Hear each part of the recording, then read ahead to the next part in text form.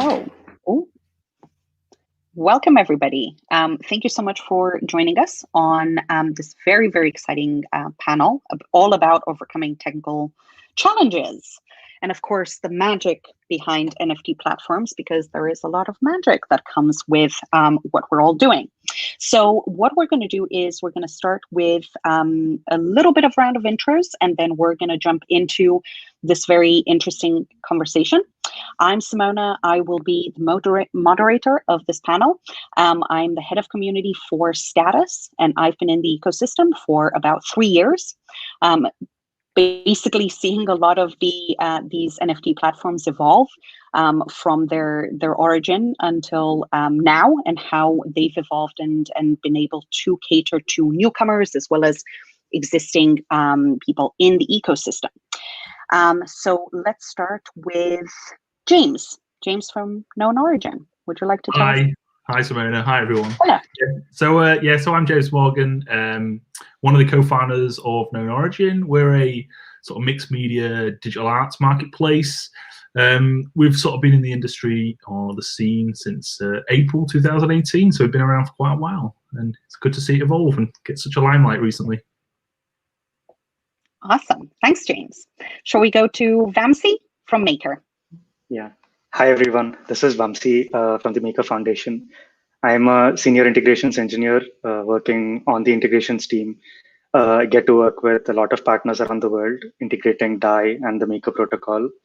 I've been with the foundation for about 2 years and a bit more in the Maker community itself. As you might know, Maker is like the creator of DAI, the first decentralized stablecoin. And yeah, we're an early Ethereum project, early DeFi project, created many firsts in the space. So excited to be here and share some of our experiences. Awesome. Thanks, Vamsi. Poria? Hi, everyone. I'm Poria from BeatDApp. We help music labels and streaming platforms audit streaming accounts in real time using blockchain. I've been in the blockchain space for about 3 years now, and I'm really excited to be on this panel this morning. Awesome. JJ? Hi, I'm JJ. I'm from Ephemera. We're probably the newest NFT platform. We went officially live yesterday, and I work in product. Ephemera is a NFT platform for trading photography and video art, and I'm happy to be here. Awesome, and congrats on the launch. Thank you. And then last but not least, Charles from SuperRare. Hey everyone. Yeah, as you said, this is Charles from SuperRare. I'm the CTO over there. And for those of you who don't know, SuperRare is the world's rarest digital art platform. We launched also back in April. So glad to be here, guys. Awesome. Great. So let's get going. So one of the main things that certainly, whilst thinking about this panel and what we're going to be chatting about, one of the main experiences that we've all kind of had in being in this ecosystem for roughly 2, 3, 4 years is the evolution of the different platforms and the different tools that the platforms depend on. And as we know, the crypto experience hasn't exactly been the smoothest or the most appealing to a lot of people. We're asking people to jump through a lot of hoops before they can get to the good stuff. So I would love to hear from each of your respective platforms and experiences. What were some of the biggest challenges that you found when attracting new users, when welcoming new people onto the platforms, and what have you done to essentially solve those problems or iterate on those problems and make them better in terms of experience? And I'll start with maybe Charles. Last one, introductions. First one with the technical difficulties. All right, cool. Actually, I need a couple notes around that. So yeah, I think with SuperRare, especially at the beginning, a lot of our artists, well, and now even, they don't come from a very technical background. So for them, the idea of cryptocurrency is totally new. You know, like they may have heard of Bitcoin, maybe not. And like the concept of now taking care of a wallet where, you know, if you download MetaMask, you get all these like red flags about, don't forget this, you know, this is, you know, and it's super important and it's things I have to learn about. So for us, I think one of the ways we addressed this was just doing onboarding calls with all the new artists. And that really helped quite a lot. It's not a very scalable solution, but I think since it's so important, since the artists are the ones that are minting the tokens and have to really be careful with their wallet in order not to, like, you know, lose access to minting, you know, and kind of cause a bunch of problems there, that just walking them through the process was really helpful. And so that's been one of our, that was like our first solution to solving this.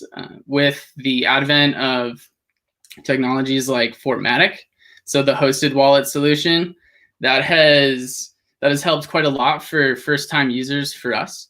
But and the sort of double-edged sword there is that, like, often users find that to be like really helpful to have this hosted solution that, you know, they don't have to manage their keys or anything like that, but they often want to move out of the like hosted solution once they are familiar with the concepts. So we do have quite a lot of people who end up like wanting to exit the hosted to become like their own key manager. So those are, yeah. So I would say like in-person onboarding is like one way, and good documentation being how you can mitigate the problem. And then yeah, some of the using hosted keys is a good way too to first introduce people. So it's almost like a little stepping stone before taking the full plunge. Absolutely, yeah. James, what have you found? Yeah, Same? Yeah, I sort of second that as well. I think also you might get them set up on a wallet, but then you have to get them some crypto to be able to mint. So what we end up doing is sort of like sprinkling around a little bit of ETH, you know, when people get really stuck, to, you know, mint a couple of tokens and sort of go through the process. But yeah, it's definitely a hurdle that coming into the space fresh is quite a big thing to get over. I'd agree. Some of the things that we've had from our side, you know, I think people expect really quick Web 2, you know, experiences, you know, and you're dealing with like distributed large files, you know, typically things can be a bit slower. You have to build caching solutions, and, you know, we've been working on increasing like the size of the files that we can support. And you have to then build image and video transcoding pipelines to make them nice and small and mobile and quick to load on, you know, 3G and 4G. And, you know, we've made some progress with it, but there's still loads more that we can do. So I think that's one of the biggest challenges that we've had. The expectation for sort of Web 2 instant rich mixed media is not always that applicable in this world at the moment. One of the things I always like to say is that crypto just teaches us so much patience. If you didn't have any to begin with, you are like slowly getting to the point where you're almost zen, waiting for everything to kind of finally happen. Yeah, but it's crazy because, like, in the, you know, the sort of non-blockchain world, you have a page load of like half it's like that. You know, it's too much. But you know, now a couple of seconds, you know, we can wait. So there's always a trade-off. What do you guys think, Poria? Yeah, I can chime in here. So first, let me preface it with what we do at BTAP is very enterprise facing. Like, we don't really do consumer facing stuff. But I will say that one of the most useful things when I'm trying to like onboard someone into the idea of like what blockchain is, what we're even doing at BTAP, is trying to have this conversation around trust. Like, who are you going to trust? Why do you trust them? And, you know, like, depending on your use case, like for us, for enterprise levels use cases, I guess, we use a proof of authority algorithm, which is really appropriate for what we're doing, but that might not be appropriate for, you know, the Bitcoin blockchain, the Ethereum blockchain, whatever else that you're running on. So one of the first conversations, again, is always going to be around trust when we're talking about blockchain. How are you finding it, by the way, with enterprise? Do you find them equally impatient and demanding and slightly freaked out by what you're proposing? Like the rest of us? think a bit of it had to do with the timing. Like when we kind of started going to market, it was during like the crypto winter or whatever you want to call it. So there was a lot of, you know, toxicity kind of like in people's perspectives of what crypto is, and like whether we use a cryptocurrency, which we don't, or like, you know, all these other like aspects that they might have heard of from CNBC or whatever they're listening to nowadays. So we kind of had to like take a step back, like take blockchain crypto out of the equation and just talk about like what we're actually doing, and like why that will help them and why it provides transparency to all those parties involved. Okay.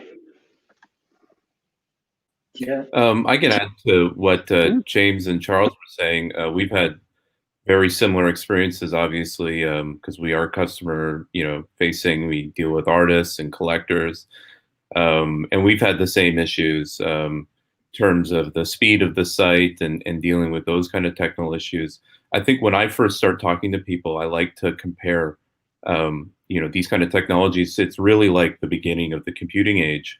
You think back to the late 70s and the early 80s. There was, if you wanted to have a word processor, you'd open up your Commodore 64 magazine and you start writing basic code.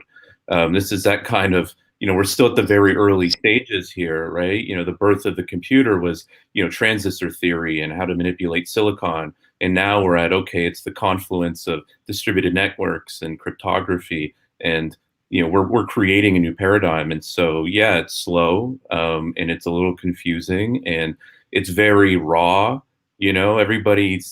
People are really, all about Bitcoin, and then they see what a Bitcoin address looks like, and they're like, I don't understand, and so I think that it's really, everything that we're doing and all of these products that come out, it's really about taking one small step closer to, taking that rawness away and building a better, interface to a completely new technology that didn't exist before. Yeah, and to add on to that, thankfully for us and DAI, banks are actually stuck in like the 70s and 80s in terms of technology. So it's I can imagine like when interacting with, I guess, a social network built on Ethereum or like NFT platforms, you can see the difference, the stark difference between Web2 experiences and how like crypto can be a little slow. But dealing with currency, DAI, it's like the ability to send currency in 10 seconds or 15 seconds around the world is just like leaps and bounds.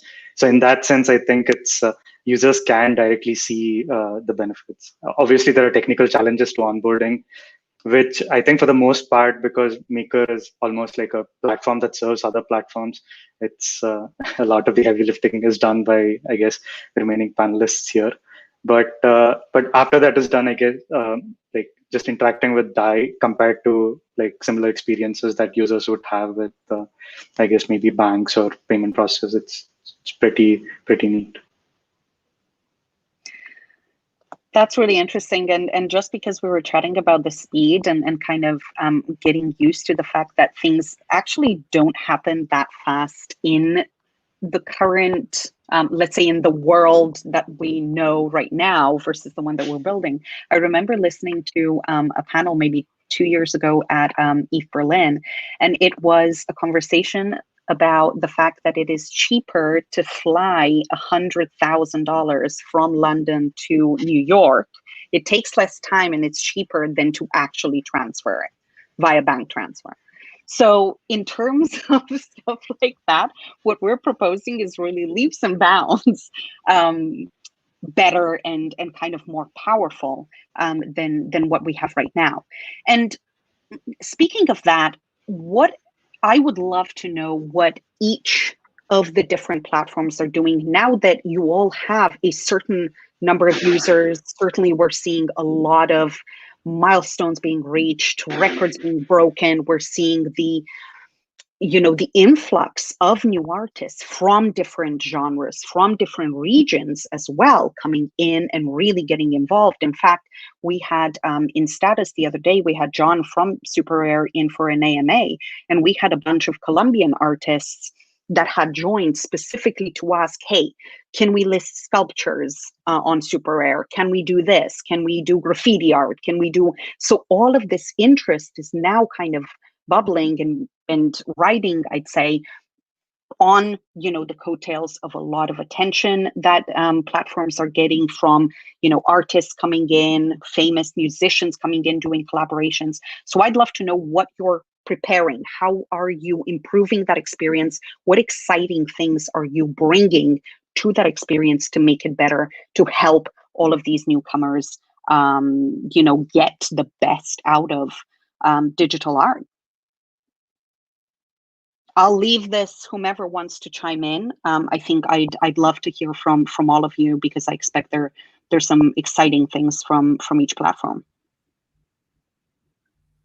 Yeah, so I'm happy to say a few words. I suppose a couple of things that we're working on is the development of providing like a richer platform and richer media types for artists and creatives to express themselves. So, we started off with like images, and then videos, and then 3G, and then we get into like 360 panorama, and then we're on music. And I saw a project that got released from a hackathon recently that's like a interactive NFT that's got code in it, and got so what we're working on is trying to improve the range of media types that artists can work with and express themselves with.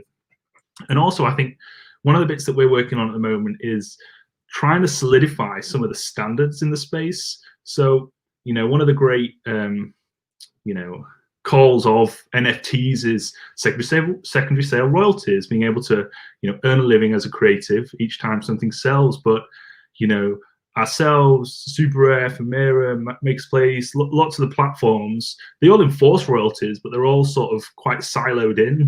Now, there's some efforts being made at the moment with some EIPs that are being played through to try and standardize that across the board. And I really think that if we get all the platforms on board and we start to implement some of these cross-platform royalty standards, I think that's a huge win for the whole ecosystem, and it will make that that advertisement, that dream of this consistent secondary sales royalty process a reality. And at the moment, it's not quite there yet. Yeah, so I'd love to chime in too on that, and I 100% agree that like we're getting these standards finalized, or getting them, everybody agreeing on them, is going to be a really powerful, just like innovation tool. Even beyond the dream of having all the royalties agreed upon everywhere where an artist can configure it. Like, that's super awesome. But I also think the more standardized they are, it allows people to just build entirely new things off of these foundation stones that have been laid. That's what the NFT 721 and 20 ERCs did, is they did that. So 100% agree with you there, James. And one thing we're trying to really improve with Super Rare is to really get discoverability and searchability improved, because a lot of the new artworks and the new artists that join, they're getting some exposure and stuff, but there's there's thousands of things that have kind of fallen past into the past of the blockchain here, and really having really rich data and connections between all the data. And I even think this could go beyond just a single platform, to have a single artist's what they've created somewhere, and the relationships between all the art that they've made, and that there's collectors and there's artists. So you can build really cool data connection graphs between all these different things, so that you could just really just flow and go on really cool paths to just find really amazing art. So that's one of the things we're working on now, and as well as more interactive purchasing experiences. So we're currently revamping our auctioning system to make it much more engaging and much more fun. So that's another thing. Awesome.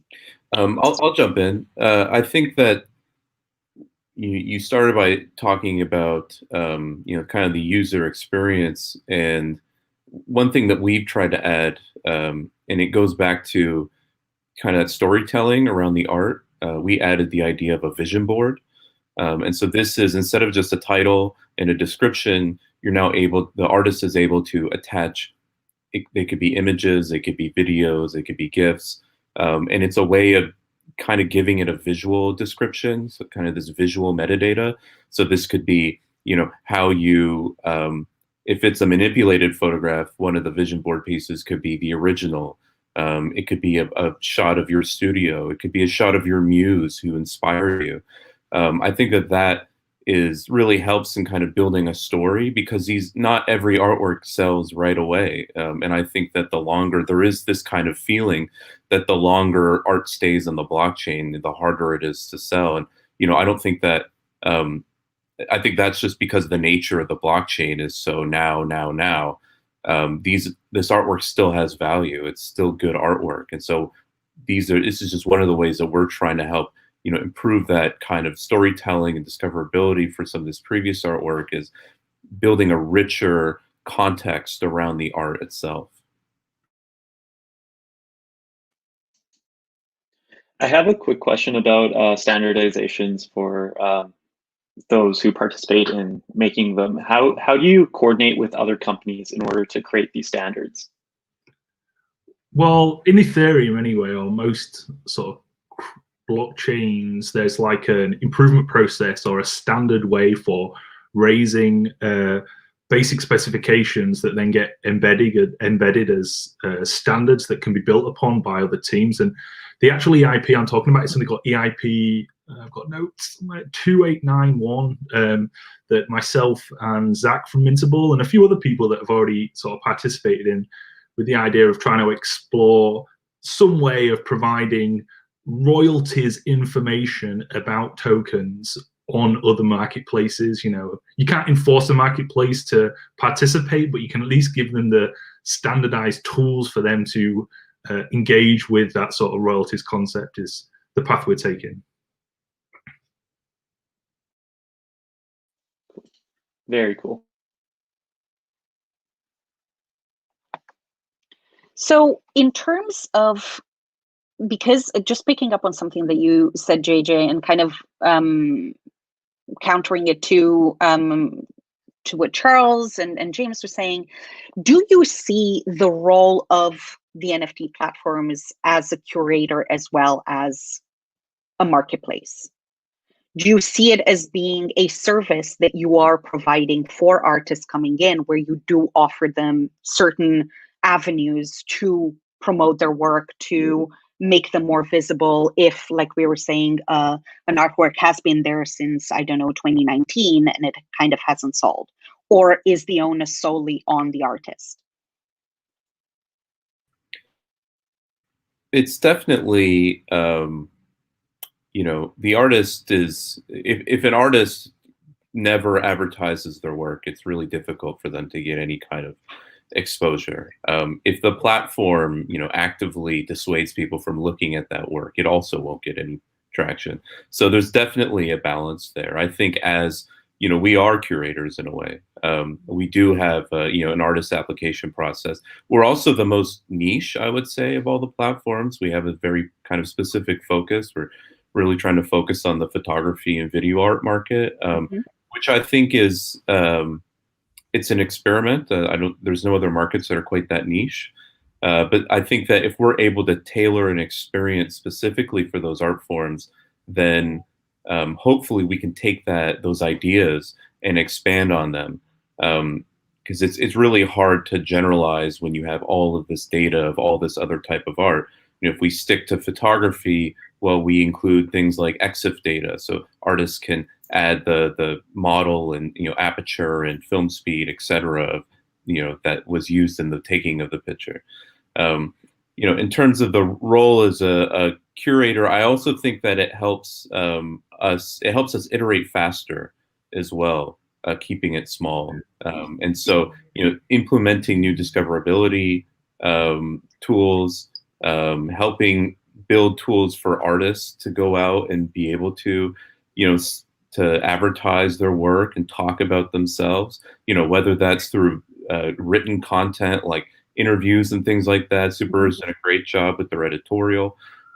Or, right now the problem is that everybody, how do they advertise their art in the digital world? Well, they spam it on Twitter, they go into Telegram chats, Discord.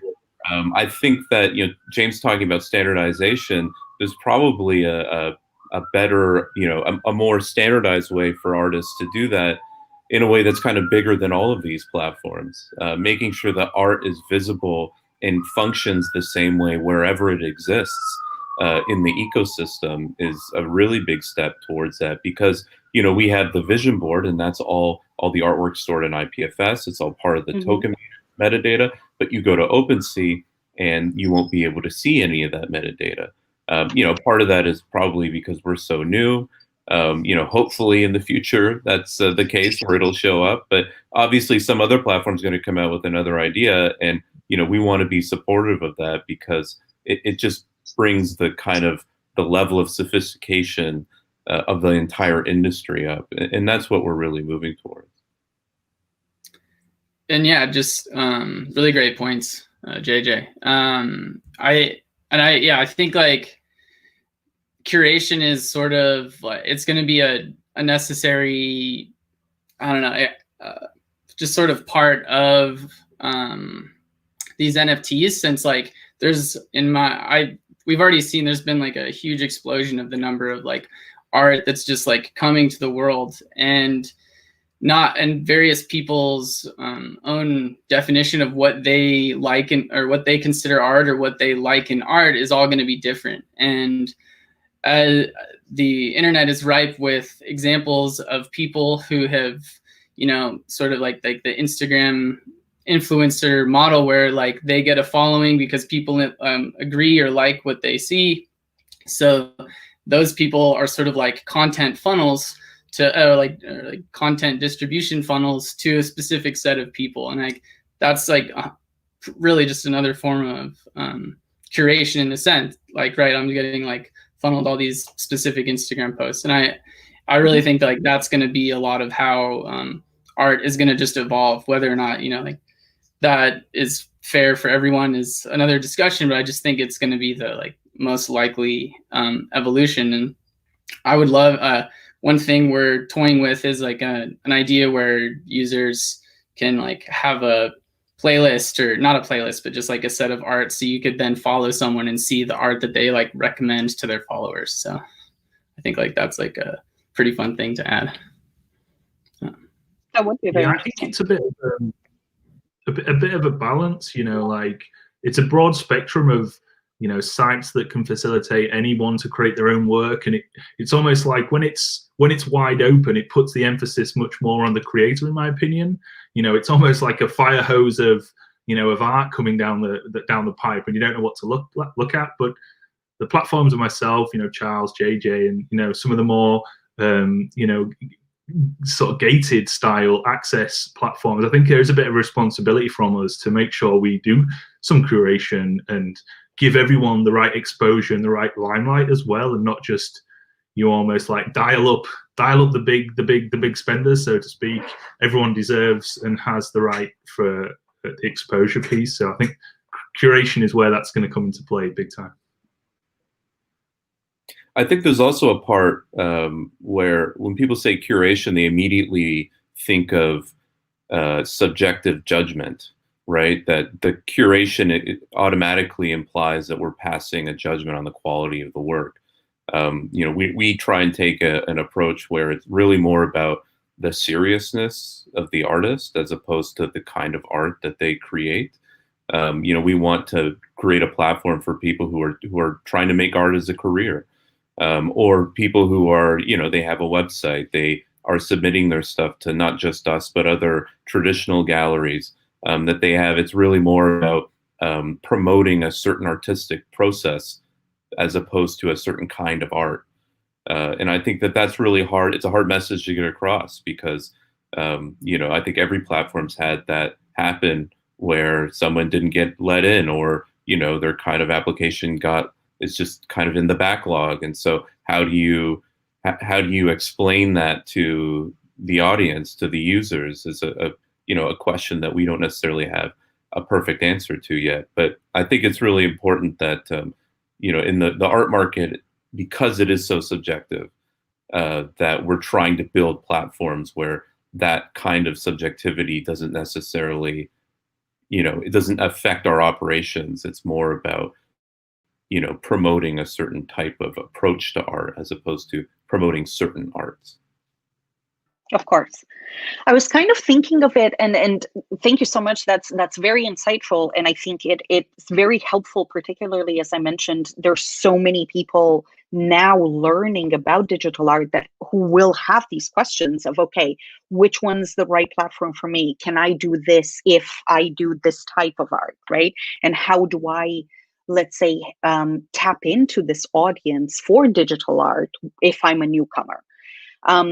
And one of the reasons for that question was, let's say, if you're completely new and don't have a following and you're just getting started, right? How do you get the benefits of exposure, of sales, of building on the, your career in digital art if this is how you're starting, let's say, right? And not necessarily benefiting from thousands of followers on your Twitter so that you can put a piece out and then it generates bids straight away. That was kind of the gist of that question. And we're getting close to the end. I would love to know, what would be your piece of advice for artists currently not in Web3, not experimenting with digital art, not experimenting with your platforms? What would the advice be? What's the first thing that they can do to get started? What's the first step? Other than getting a wallet, obviously. The one before that. I'll start. I think that for our platform specifically, dealing with photography, it's really unique in that it's kind of the only art form that is actually digitally native. You think of 99% of all pictures taken today are taken with digital sensors. They exist as bits and bytes first. Before, the only way to really monetize your work was to print it on a piece of paper. With digital scarcity and all of the technologies that we've been talking about, you don't have to do that anymore. So I think following that, the suggestion to the artist, I guess this being a technical challenges kind of panel, is really, get excited about the technology just in your own camera. I think that kind of excitement begets the excitement that you get when you start learning about digital scarcity and all of the things that the blockchain, can provide for you. So it really, if you have that kind of curiosity about your own process, especially as a photographer or a videographer, I think that really helps in putting the artist in the right mindset to kind of take advantage of everything that's offered out there. Okay. Cool. I'll chime in here. Okay, sorry, I'll chime in here. And again, take what I say with a grain of salt because we are enterprise facing. But what I would advise is to check in with the tech like on a regular basis, whether that's every 6 months, every year. This is a really quick moving field. And you just don't want to get left behind. So if other artists are on these platforms and they take off, they're going to have a leg up on you. All I was going to say, really, although this is a technical panel, is one of the best things about the crypto art scene or the NFT scene is that the communities are all extremely open and extremely welcoming. So if you're looking in from the outside, I would always suggest join a few Discord channels, join a few Telegram groups. Most of the artists, if not all of them, they're all willing to offer advice, help onboard you, ask questions. So I would always say, don't be scared and ask the community. The community is wonderful. It's really helpful. They'll always sort you out. So I would always say that's a good first start. Right. Yeah, if I could add a little bit, basically the barriers to entry are much lower, and many barriers that one would imagine exist have been broken down, basically with stable coins that can practically go anywhere, be transferred anywhere around the globe. Minting NFTs, selling them quickly, and then also using your earnings to continue to be part of the crypto economy, and then slowly build up from there. So it's the barriers are pretty much really low these days with so many platforms and tools and on ramps and off ramps and exchanges available. So yeah, I think that should as long as one recognizes that, I think we. Be easier from then. Charles? Yeah, I think James, really, your point was really good. I think like the crypto art community is pretty welcoming, or I mean, digital art community is like super welcoming. So joining the Discords, getting to know people is definitely a strong motivator, especially at Super Rare. We're always looking to add more people who are like community oriented. We really want to like that to us is like one of the most important things that we're building is the community. So really joining that, it would definitely be some advice I would give. And then to the digital artists that haven't like ever really considered the idea that they could sell their work, or artists that have thought about making digital art but like don't see it as there's no means to sell it, I think like this is a whole new world now, or a whole new revenue stream for them.